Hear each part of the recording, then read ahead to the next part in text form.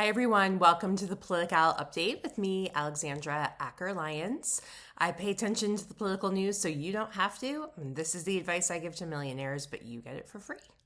It is Saturday, September 20th. I recorded this yesterday when I was in Chicago, and I apparently had some technical difficulties with the sound. So was at a conference and then flying home and wasn't able to re-record it. So we're doing it today, and I can't get my camera to go to the big screen. So, it's just technology's great until it's not, right?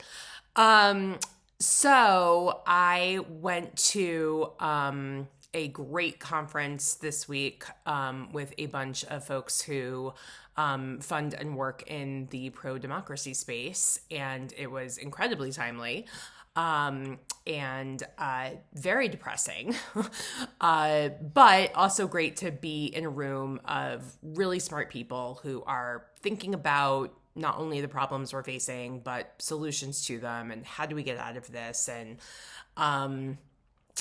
it was fun to be in Chicago. The weather was amazing, just like it was at convention. It keeps showing off. So more to come, right? We are all just doing what we can in this moment, and we got to just keep plugging away, and every little thing matters. Okay, candidate news this week.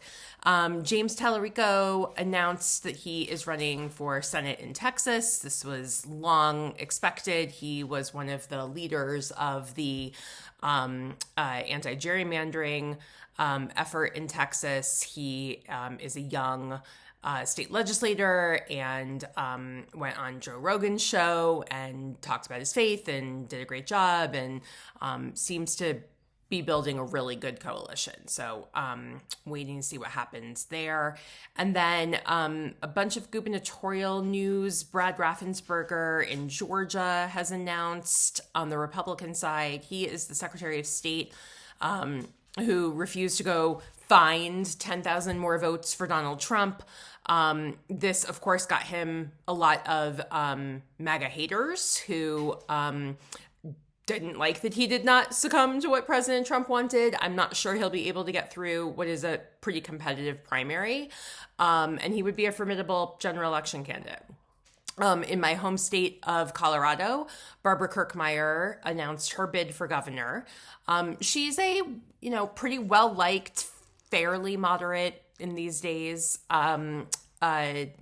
state senator. She lost a congressional bid in 2022. She is not going to win statewide in Colorado. So part of me is kind of like, what are you doing? Why are you putting yourself out there for your crazy party? But sure, have at it. And then in Rhode Island, the sitting Democratic governor is facing a primary challenge from a woman who ran against him last time he was kind of elevated to that seat when the governor resigned. Her name is Helena Foulkes. She is the niece of former Senator Chris Dodd from Connecticut. She is a former executive and partial self-funder and a pretty good candidate. And the governor's approval rating is not good. So, we don't pay a lot of attention to Rhode Island, but this might be a very interesting primary. Okay, other political news. Weighted vest women are the new swing voter, and I feel very seen. I personally do not own a weighted vest, but many, many of my friends do, and they're everywhere, and it's all people talk about along with, which supplements we're taking for our perimenopause. So I think that's pretty funny. It's just kind of the new way to categorize suburban moms. Missouri passed their new maps, but now the real fight begins. There is going to be a citizens' initiative to try to get a ballot measure to overturn the maps. Missouri has passed fair redistricting before. They've passed a number of progressive ballot measures, so it's going to cost some money and take some time, but I'm feeling a little optimistic about Missouri. Sounds like Indiana might fold and do redistricting. They had been pretty resistant for a while. They can squeeze one more seat there. And then Governor Kelly Ayotte in New Hampshire is getting a ton of pressure. to redistrict there. I think that at most they could make it a competitive seat. I don't think that they could make a solid R seat in New Hampshire, but we'll see.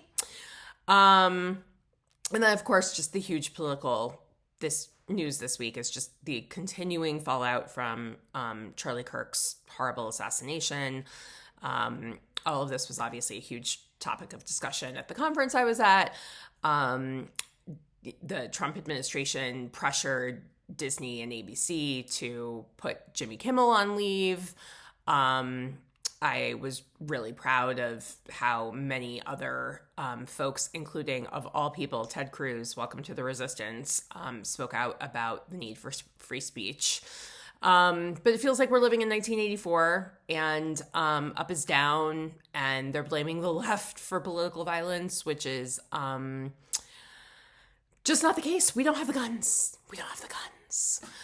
I'm really nervous about tomorrow, about Charlie Kirk's memorial service, and about the president or JD Vance or someone else saying something crazy that sparks someone to go seek revenge, because thankfully it has been kind of quiet in the last week.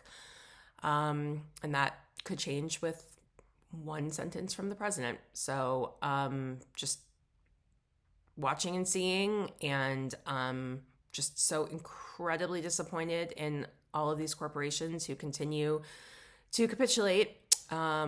We will remember.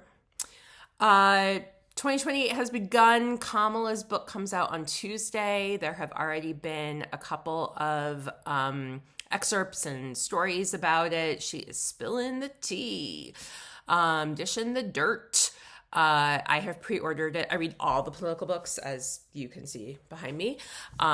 Really excited for this one. And I'm interested to see what a lot of other kind of people who were in the Biden orbit have to say going forward in terms of how they're going to express their own ambition in light of what happened in that moment.